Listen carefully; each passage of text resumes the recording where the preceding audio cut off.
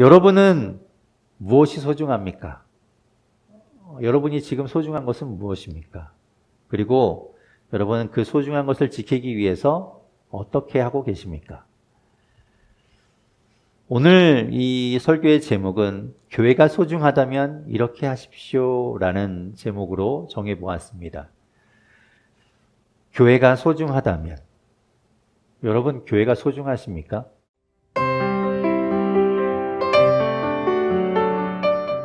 이사는 어른들의 일이라고 생각되죠.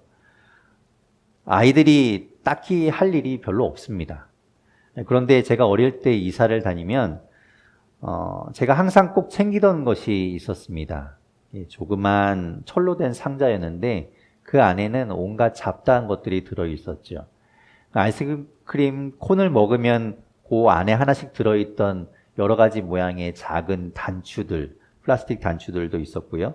또 브랜드 운동화를 사면 하나씩 껴주던 그 운동화 모양의 열쇠고리들도 있었고, 또 누가 준 건지는 잘 모르겠지만 외국 동전들도 있었습니다. 그 상자는 언제나 어디를 가든지 제 책상 서랍 가장 깊숙한 곳에 들어 있었습니다. 누구도 손대지 못하는 곳에 보관했지요. 어린 저에게는 그 상자가 너무나 소중한 것이었기 때문입니다. 나중에 커서 그 상자를 우연히 발견했습니다.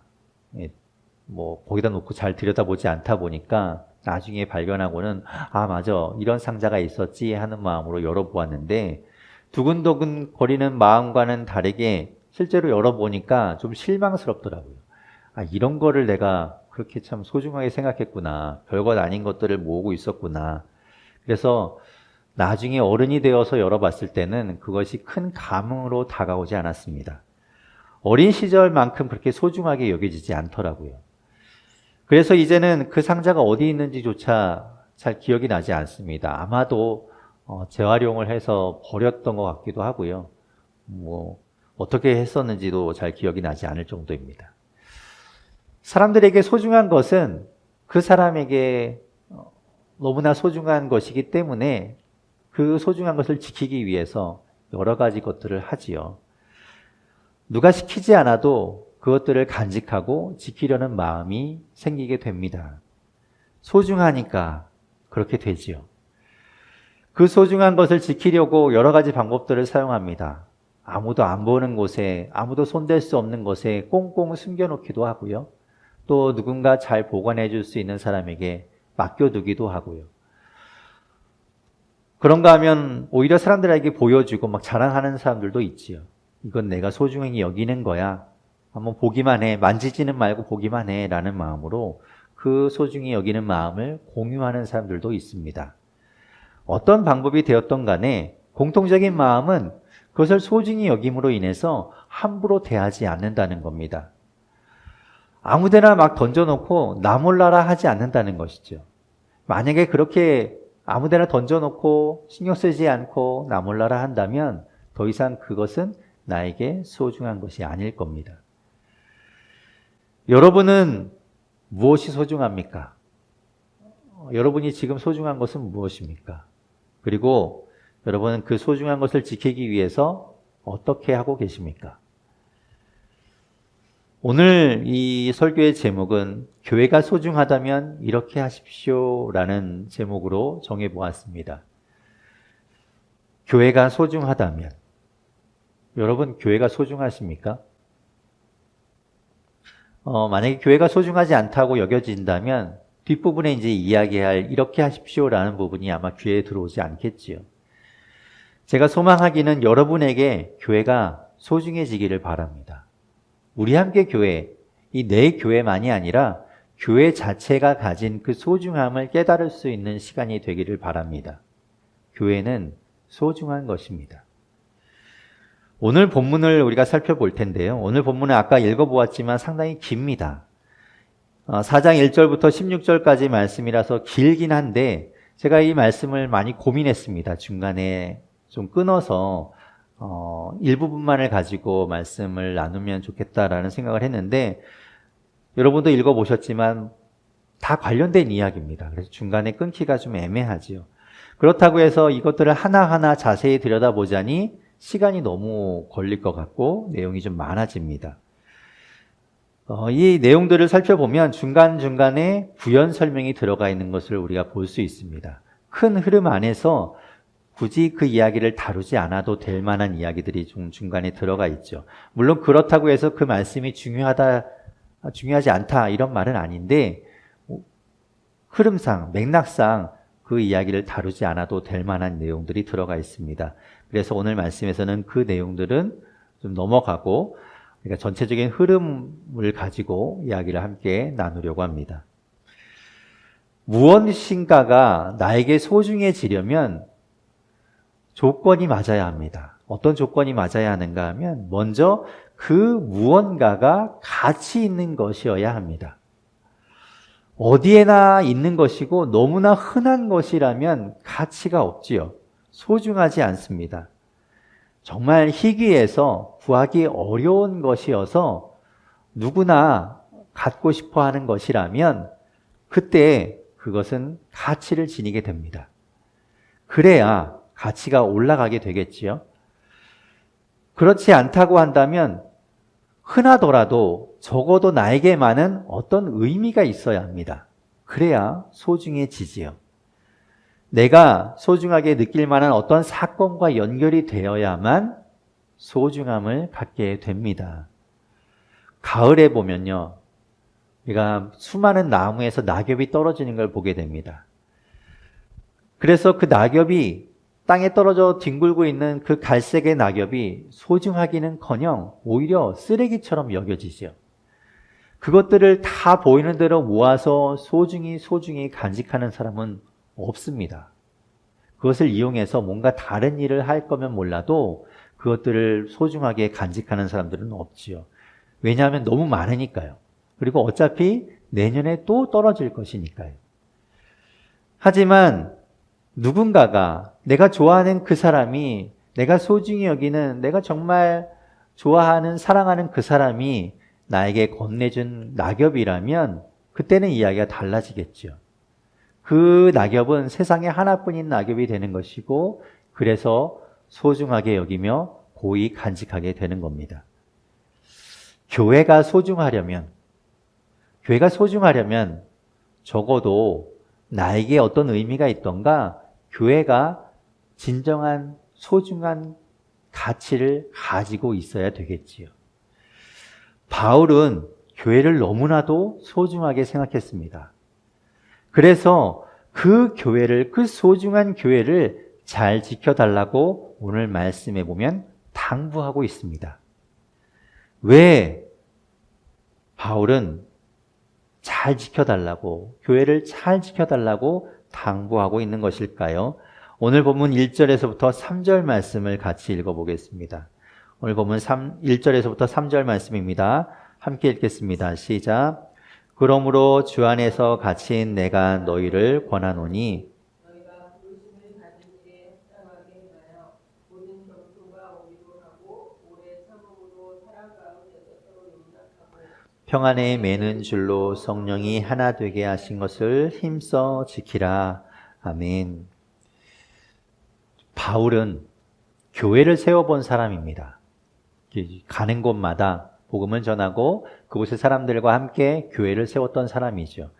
그런데 바울 혼자서 그 일을 한 것이 아닙니다. 바울의 능력이 출중해서 교회를 세울 수 있는 능력이 너무나 뛰어나서 그 일을 혼자 감당한 것이 아니죠.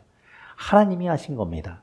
교회를 세운다는 것, 교회가 들어선다는 것, 교회가 자란다는 것, 그것은 인간의 일이 아니라 하나님의 일입니다. 바울은 그 일에 순종했을 뿐이고 하나님이 그 일에 바울을 사용하신 것이지요. 아는 사람도 하나도 없는 그곳에 가서 정말 힘들게 교회를 시작한다는 것이 얼마나 값진 일이고 소중한 일인가를 그가 경험했기 때문에 바울은 교회를 소중하게 여겼습니다. 온갖 핍박이 있었고요, 멸시도 있었고요, 그리고 방해를 다 견뎌야만 교회가 세워진다는 것을 그는 체험했습니다. 그래서 알게 된 것이지요. 그렇게 교회 하나가 세워지는 것이 너무나 어려운 일이기 때문에 그에게는 교회 하나하나가 소중하게 다가왔습니다. 하지만 지금 그는 1절에서 이야기하는 것처럼 갇힌 몸으로 있기 때문에 그 교회로 함께 할 수가 없습니다. 바울에게 교회는 특별하게 자신이 체험했기 때문에 의미로 다가오는 것뿐만 아니라 교회 자체가 가진 그 놀라운 은혜의 가치를 그는 깨닫고 있었습니다. 그래서 여러 교회들의 그 내용들을 적어 보낸 것이죠. 우리가 있는 이 에베소 교회에서 보낸 에베소서 편지에서도 그는 그 교회의 가치를 이야기하고 있는 겁니다. 내가 세웠기 때문에가 아니라 그 교회가 가지고 있는 진정한 가치를 그는 깨달았기 때문에 그것을 이야기하고 있는 것이죠.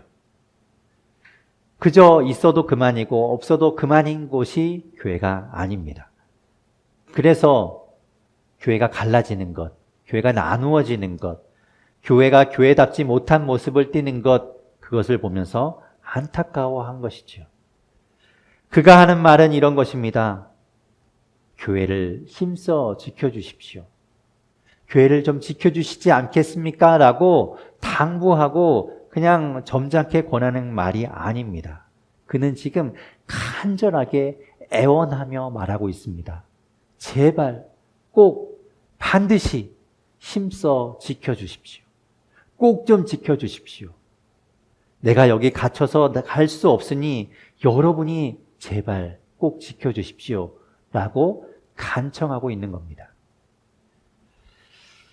하지만 지금의 우리는 어떻습니까? 지금의 우리에게는 교회는 그렇게 소중하게 다가오지 않는 것 같습니다.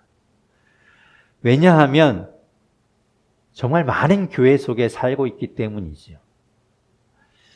이 교회가 아니면 저 교회 가면 그만이고 저 교회도 별로고 저 교회도 아니면 그 다음 교회 가면 그만이니까 교회가 별로 소중하게 생각되지 않습니다.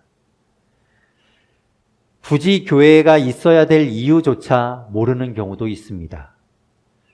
일부 교회의 부정적인 모습들 때문에 사라져야 한다고 주장하는 사람들, 그 틈바구니 속에서 목소리를 높이는 경우도 있지요. 그러니까 교회에 다녀보고 정 마음에 들지 않으면 안 나가도 그만이라고 생각하는 겁니다. 그러니 어떻게 교회가 소중하게 생각되겠습니까? 하지만 정말 교회가 그 정도 가치밖에 되지 않을까요? 교회는 말씀드린 것처럼 너무나 소중한 것입니다. 처음 생겼을 때뿐만 아니라 지금뿐만 아니라 앞으로도 영원토록 교회는 소중한 것입니다. 교회의 가치가 변하지 않지요. 교회의 가치가 달라지지 않습니다. 다만 우리가 그것을 모르고 우리가 그것을 느끼지 못할 뿐이지요. 어떤 어린아이가 손톱만한 다이아몬드 5개를 가지고 공기놀이를 하고 있다고 생각해 보십시오. 그 아이에게 그 다이아몬드는 그저 그냥 반짝거리는 공깃돌일 뿐이지만 그렇다고 해서 그 다이아몬드가 가진 가치가 사라지는 것은 아니지요. 그 아이가 그 가치를 모를 뿐입니다. 다이아몬드가 가지고 있는 가치는 변하지 않는 것이죠. 교회도 마찬가지입니다. 나에게 의미로 다가오지 않아서 소중하게 여겨지지 않는다고 해서 교회가 가치가 없는 것 아닙니다. 교회는 소중한 가치를 지니고 있습니다. 왜 소중한 가치를 지니고 있는가? 3절에서 말씀하는 것처럼 성령이 애써 하나 되게 하신 것이라는 그런 소중한 가치가 있는 곳이 바로 교회입니다. 하나 되는 것이 왜 중요한가? 그것이 뭔데? 하나 되는 게 왜 그토록 중요한 일인가? 바울은 오늘 본문 4절에서부터 6절에 이렇게 설명하고 있습니다. 우리 같이 4절부터 6절까지 말씀 같이 읽어보겠습니다. 시작. 몸이 하나요 성령도 한 분이시니 이와 같이 너희가 부르심의 한 소망 안에서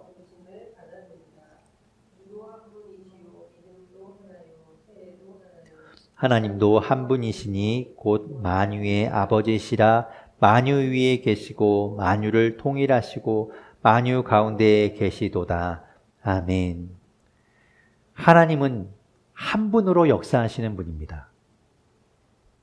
이 땅에 하나님은 한 분뿐이죠. 삼위로 역사하시는, 삼위로 존재하시지만 하나님 한 분으로 일체로 역사하시고 계신 분이 바로 하나님이십니다. 그리고 그 하나님은 우리를 하나 되게 부르셨습니다. 부르심의 한 소망으로 우리를 부르셨다고 말씀하죠. 하나로, 예수 그리스도를 믿는 그 믿음 하나로 우리를 부르셨는데 우리를 다 똑같은 모양으로 부르신 것이 아니라 하나 되게, 함께 할 수 있게, 같이 할 수 있게 부르셨다는 말입니다. 오히려 똑같으면 안 됩니다.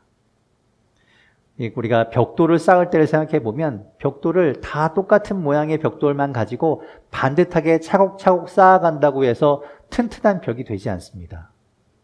오히려 똑바로 쌓아간 벽은 밀면 쉽게 무너지게 되죠.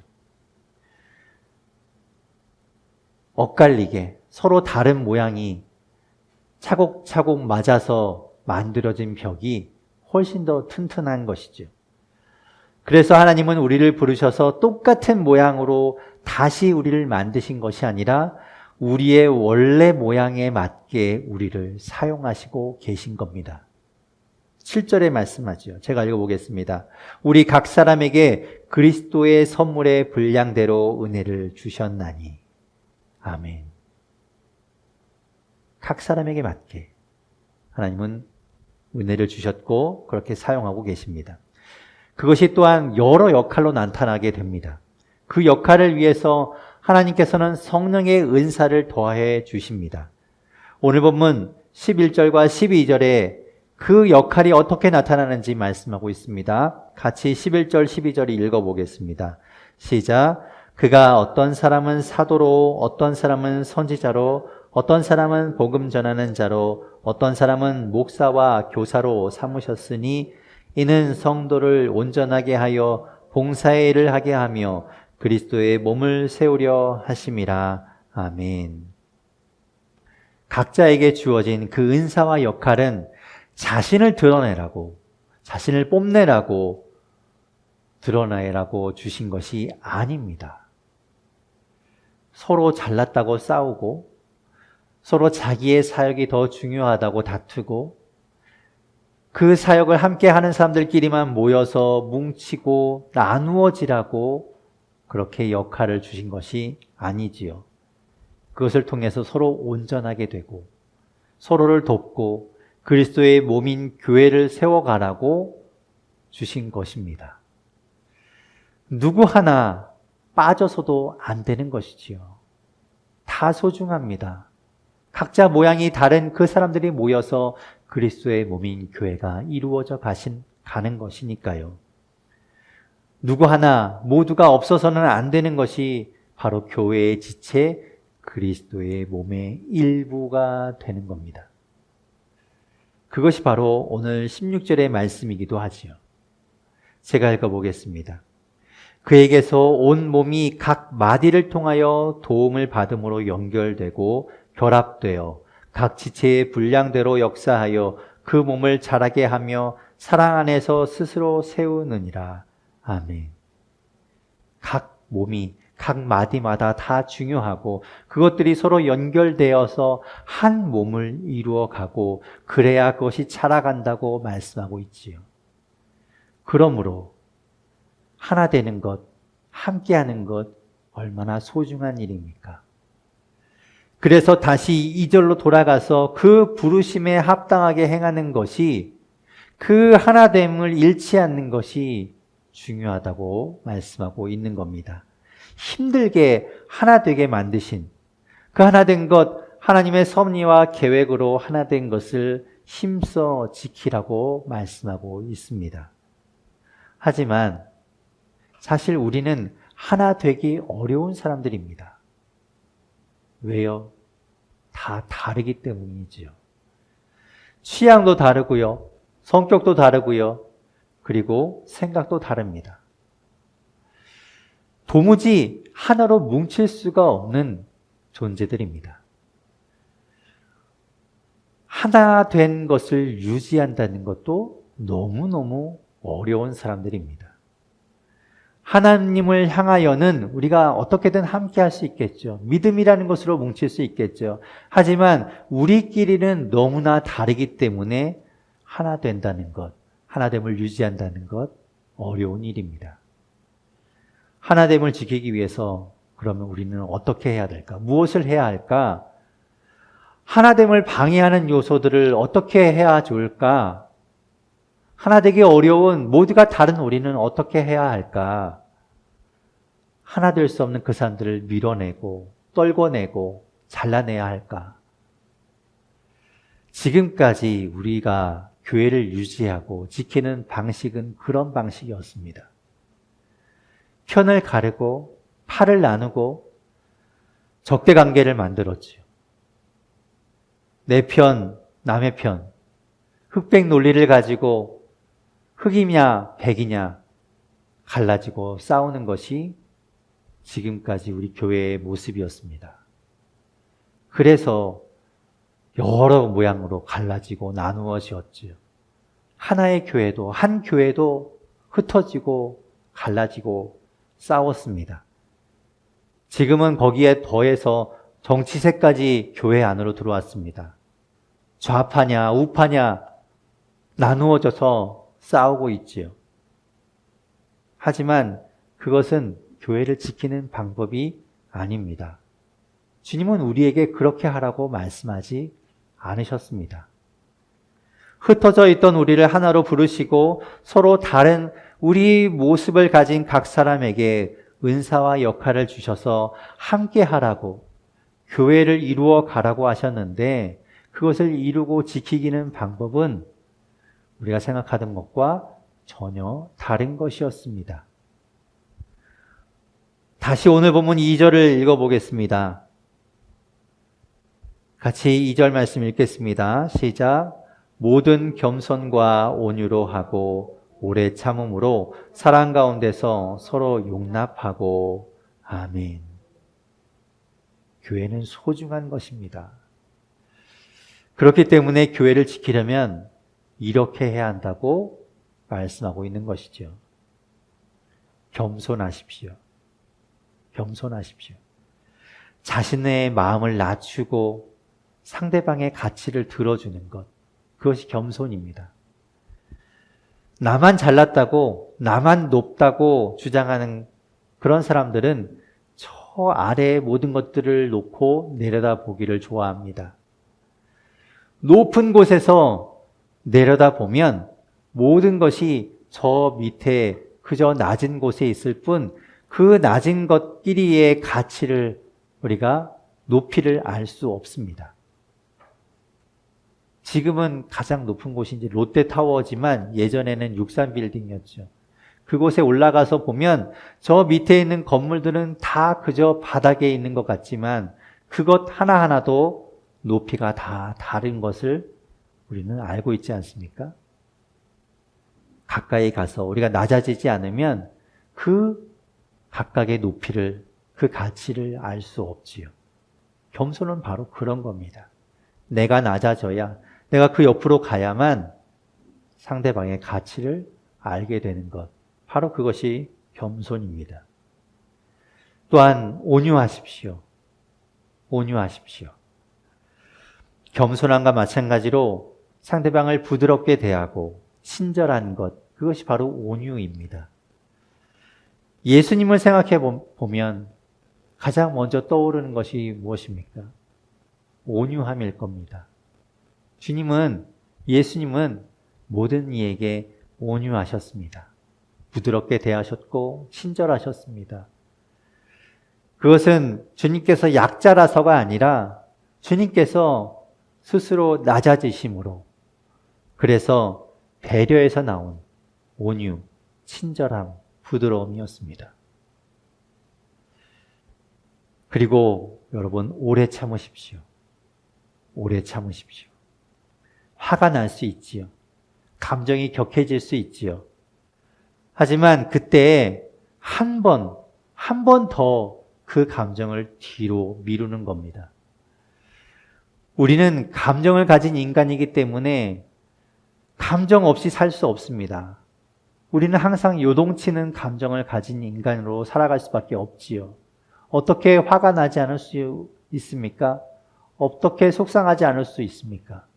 하지만 그것을 없애라는 것이 아니라 대신 한 번만 참고 뒤로 밀어보라는 겁니다. 마지막으로 사랑 가운데 서로 용납하십시오. 사랑으로 받아주라고 말씀하고 있습니다. 받아주십시오. 용납하십시오. 인간적인 감정으로는 안 되지요. 받아줄 수 없지요. 하지만 사랑하기 때문에 사랑으로 받아주는 것, 대신에 일방적인 받아줌이 아닙니다. 서로 받아주라고 말씀하고 있습니다. 어떻습니까? 말씀하신 것처럼 겸손하고 온유하고 오래 참고 서로 용납하는 것 가능하시겠습니까? 소중한 교회를 지키는 방법 이렇게 말씀하셨는데 할 수 있겠습니까? 어렵지요. 쉬운 일 아닙니다. 그래서 바울도 이야기합니다. 힘써 지키라고 이야기하지요.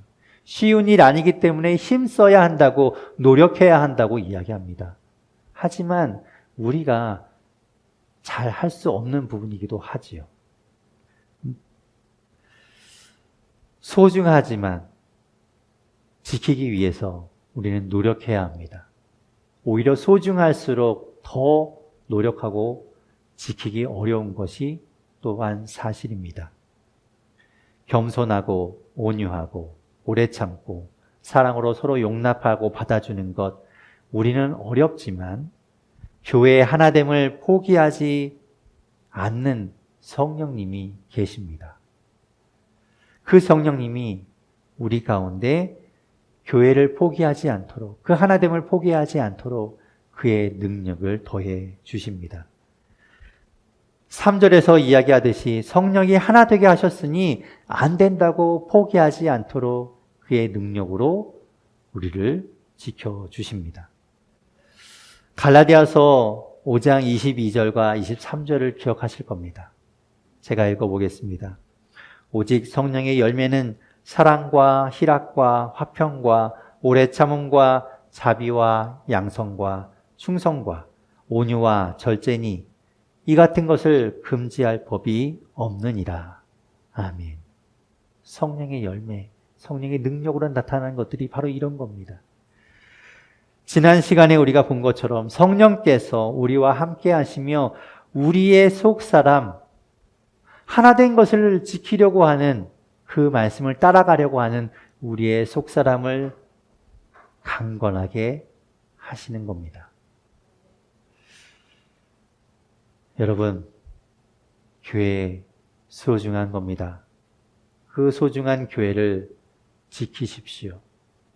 싸워서 지키는 것이 아니라 배척하고 떨구고 잘라내서 지키는 것이 아니라 겸손하고 온유하고 오래 참고 사랑으로 서로 용납하고 받아주는 것 가운데 주님께서 하나 되게 하신 이 교회를 지켜가는 저와 여러분 될 수 있기를 바랍니다.